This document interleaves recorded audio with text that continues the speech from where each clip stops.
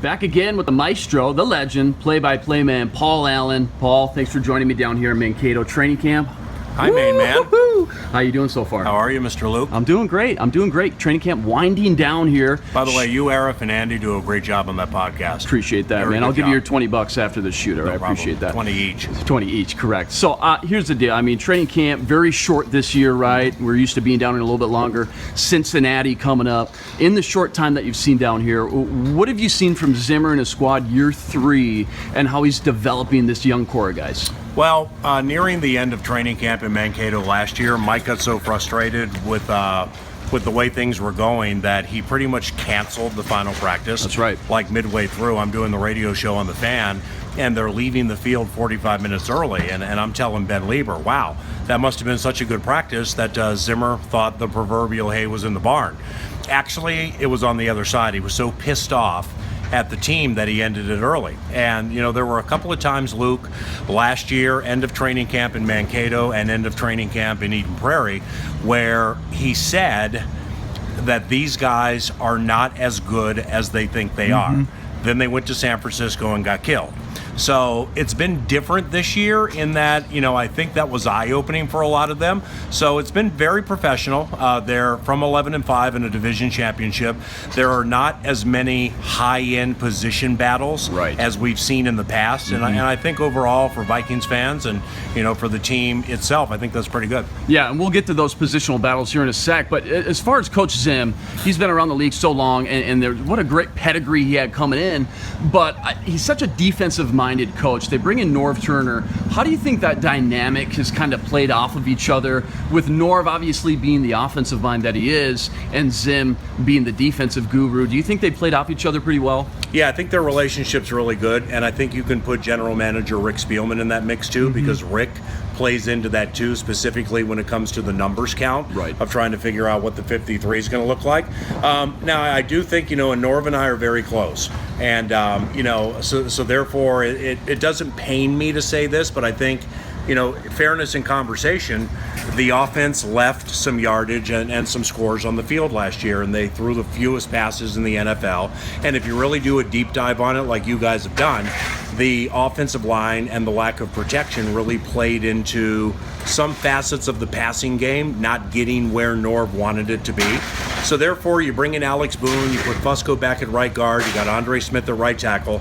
I still think that there's more of a center battle than some other people think. I'd make Sullivan favored, but I don't. You know, I'm not going to have him in lockdown mode with that spot the way I do Khalil at left tackle and Boone at left guard. So therefore, the dynamic between Zimmer and Norv is that Zimmer's defense from 2013, where Vikings defense, quite honestly, was embarrassing, to 14 he got it good, 15 he got it very good. Now, I think that needs to be the next step for the Vikings offense, is that it needs to take a legitimate step in the passing game from where it was last year.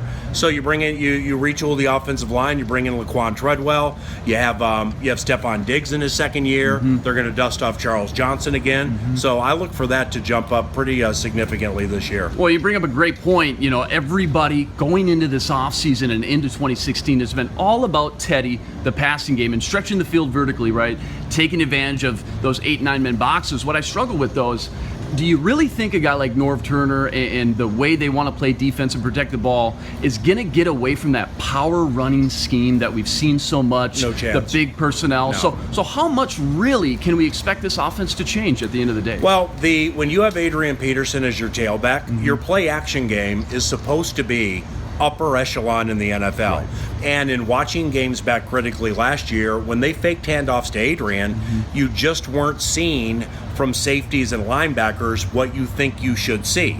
Now, a lot of it had to do with the fact that you had a rookie at right tackle, you had a guy at left guard who by admission struggled mightily last year, and it impacted the left tackle. So now you have elite defensive minds like Wade Phillips, Vic Fangio, some of these really good defensive coordinators they face, knowing that if you try to go deep, we know where to tee off to fluster your quarterback. That can't be the case this year. Now, it's not like they're going to be Stonehenge and just immovable the entire year, but at the end of the equation, they should protect the quarterback better, which means the play action should have more merit than it had last year, and that means they should be able to do damage down the field. Now, Stephon Diggs, Jarius Wright, and Laquan Treadwell, those are three very good yards after the catch guys. Right. And obviously we haven't seen it with Treadwell because he's a rookie, but I think that's going to be his deal. So there's more than one way to skin the cliched cat. To go deep like they tried to do with Wallace last year, that will happen. But you can do things at 8 to 15 and make it 20 to 40, and then it's considered a long play. You're absolutely right. And feeding off of what they want to do, working out the pass, there's a lot of discussion about AP's strengths out of a single back deep in the eye, and also Teddy in the shotgun, and some proverbial hiccups, if you will, about that just wasn't meshing well. What's the dream scenario in your opinion? You watch a lot of film and obviously see all the games, as far as being able to take advantage of both AP strengths and Teddy's strengths, whatever formation that might be. Well, I mean, a lot of it, I know I'm getting repetitive here, Luke, right, but a lot of it comes down to that offensive line. I mean, to win 11 games, have the NFL's rushing leader, and to be able to do some things they did on third down in the passing game last year with some of the breakdowns they had on the offensive line, quite honestly, I was amazed at times with some things they were able to do. Now, they also had some moments last year where the protection broke down and there were guys that were wide open who Bridgewater did not have time to see. There also were plays, for instance, in the Bears game at Soldier Field. The much ballyhooed Teddy Bridgewater miss in that game was a deep shot right to Mike Wallace, and he overthrew him. The play before that, Adam Thielen came out slot left, put an awesome move on Tracy Porter, and Bridgewater flat missed him. And he was protected well because he honed in on Stephon Diggs. So stuff like that has to change. In the Green Bay game at Lambeau, Vikings win, clinch the division. I think it's third play of the game. I watched them work on it all week at practice. They find a way to isolate running back Jerick McKinnon wide against linebacker Jake Ryan. Ryan, the week before against Arizona, had an awful game against David Johnson. So Norv puts in plays where McKinnon can be isolated against Ryan. McKinnon zips by him and Bridgewater misses him. He also missed Michael Pruitt back right of the end zone that game. Now, that didn't have anything to do with the offensive line. So with the power running game, the newfangled offensive line, the fact that they should not have to handcuff tight ends to tackles as much as they did last year, that should open the passing game for Teddy to do some damage. No doubt. And you mentioned some big names as far as Jerick McKinnon, Michael Pruitt, young, explosive. And, we heard Norv Turner up here not long ago saying, hey, I get 60 plays, and trust me, 30 of them are going to go to AP. Outside of that, is there one or two guys that you're really hoping for or hearing behind the lines that they're really going to try to maybe force feed the ball a little bit more and make sure they get their touches? Because right now, you could rip off 10 different guys on the offensive side of the ball that seems like could definitely, earn their keep as far as a weapon. Is there one or two guys that you would like to see? Well, Stephon Diggs had 720 yards last year. Missed the first 3 games of the season, fell off a little bit at the end of the year last year. I'm a little in the minority on this when it comes to like the people with whom I do my radio show. If Stephon Diggs does not have at least 1,000 receiving yards this year, I'm going to be surprised. And I don't have the media guide in front of me, but I swear the last time the Vikings had a 1,000-yard receiver was like 2009 with Harvin and/or Rice. Sid the Kid, right? Yeah, so therefore it's not something that happens every year. It needs to happen this year with Diggs. They're going to move him around. They're going to use him out of the slot on third down a fair amount to create certain mismatches. Secondly, I'm a Michael Pruitt guy. I really like the way Pruitt developed at the end of the year, and I like the way they've used Pruitt during training camp and organized team activities and minicamp. I think he's going to have a good preseason. I think he's going to merit playing time, specifically with Ellison still recovering from injury, and I think Michael Pruitt is going to jump up a little more than some other people think. Yeah, getting into that draft class a little bit deeper, it seems like they got quite a few solid tight ends, even with Rhett going down, the big kid that's garnishing a lot of attention, David Morgan, PFF's #1 blocker going in the scheme. Seemed like a perfect fit with Rhett going down, that he could take all those valuable blocking reps, but seems like he's catching some passes out here as well.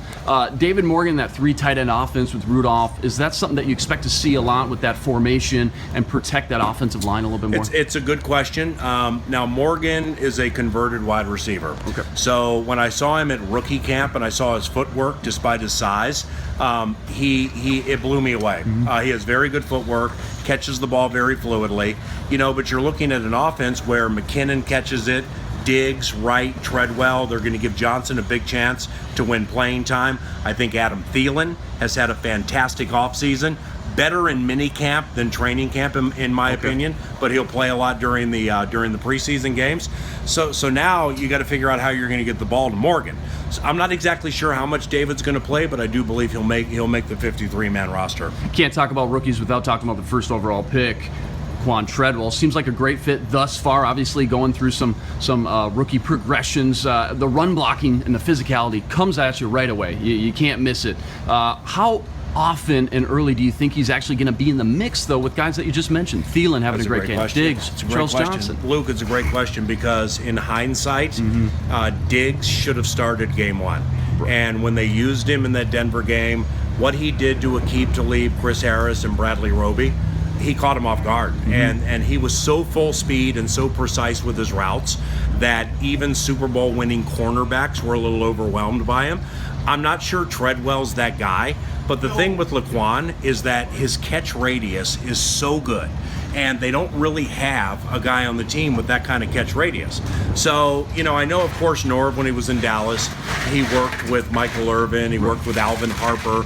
Those guys have really good catch radius, and that's very important to Norv. Treadwell is blessed with it, and I think Laquan is going to be the kind of guy that they ease in.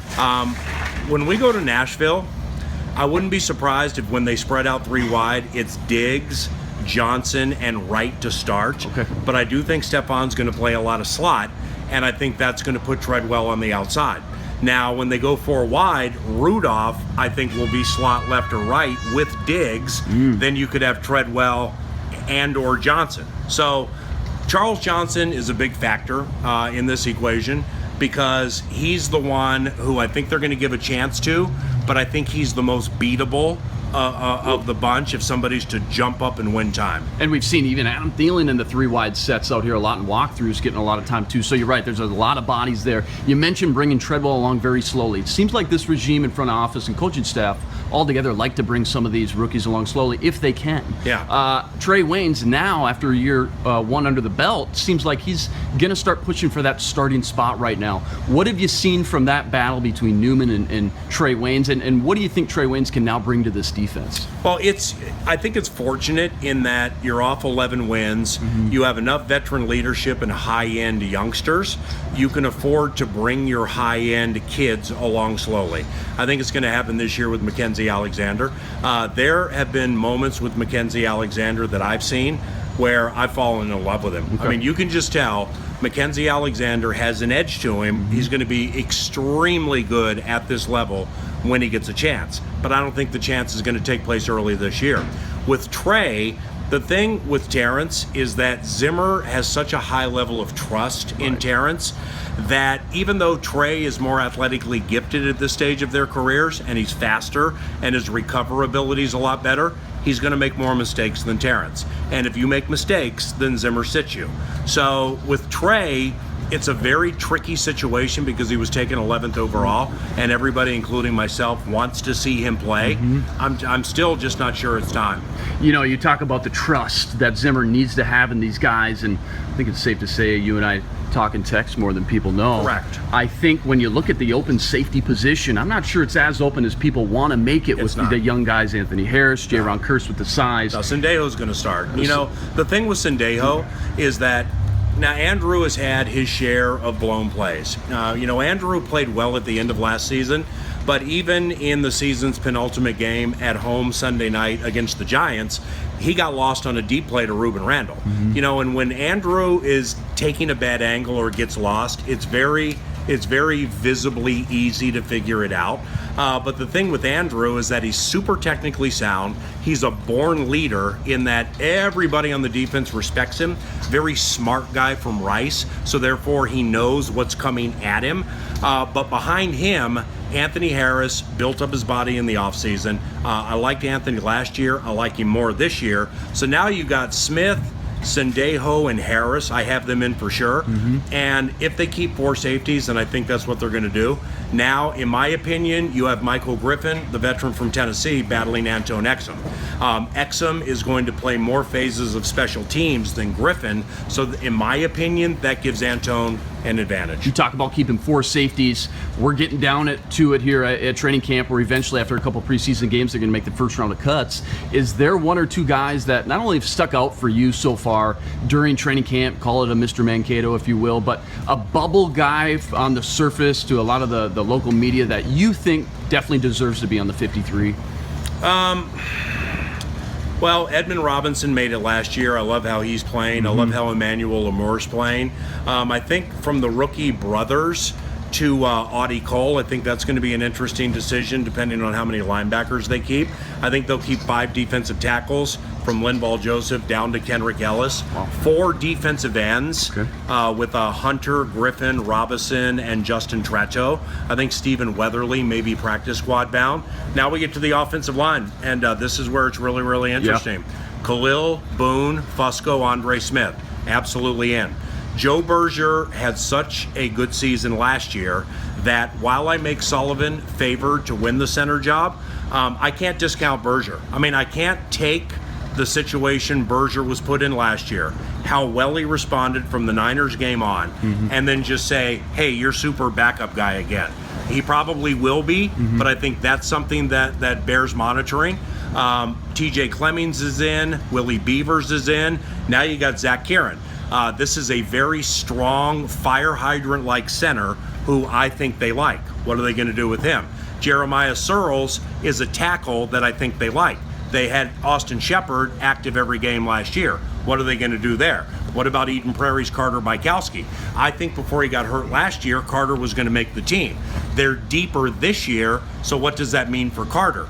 The offensive line situation is very perplexing, and I'm excited to watch it play out. No doubt. You talk about Berger. I think the flexibility as well to play guard in case something happens to Fusco or, God forbid, Alex Boone. Just the versatility and the veteran leadership is Berger's huge. in. Yeah, no He's doubt. 100% in. I'm wondering if he's going to start. No doubt. And I don't know. They kept 9 last year. I don't know if you can keep 10, knowing that you're probably going to keep 6 receivers and 6 cornerbacks. Moving on, touching. They might keep 7 cornerbacks, by the way. Keep that with in mind. Price. Keep that in mind with Jabari Price. Wow. Keep that in mind. Unbelievable. Remember last year they tried to put undrafted rookie Justin Coleman on the practice squad? Correct. Belichick Patriots. stole him in uniform every week. And it started and made a difference for sure. Correct. So, talking with my main man, voice of the Vikings, Paul Allen. Let's quick hitters on the NFC North.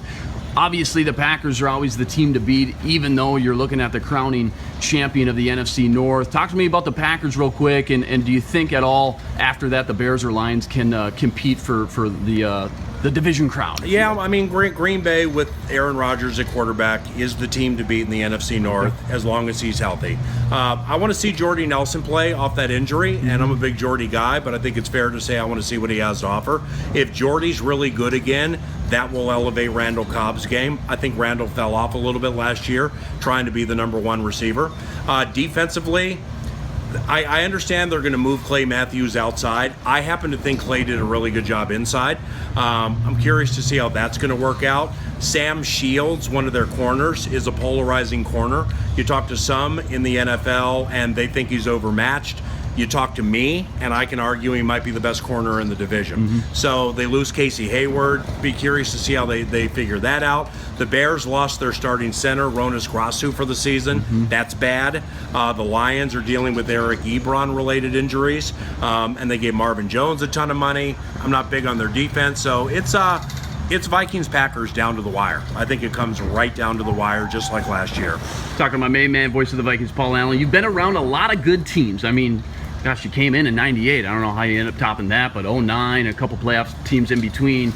Knowing what you know now, seeing what you've seen down in training camp, does this team, the 2016 roster under Coach Zimmer in year 3 of Teddy, have what it takes to be a good team and take that proverbial next step deep into the playoffs? Well, they're better than they were last year, and they won 11 games last year. And when I bring that up to coaches, they don't want to hear it because they're week by week, and they're like, you never know how the schedule is going to fall and or the injuries, to which my response is, all right, well, late last year, I watched you get killed against Seattle, then go to Arizona with your B squad and almost win the game. You had to play the Giants late, granted without Odell Beckham, and close at Lambeau. So that's hard. And you also had to do so with Linval Joseph, Harrison Smith, and Anthony Barr, question marks every single game. And those are 3 of the very best players on the entire team. This is a better team than it was last year. I don't care how the schedule falls out or shakes out.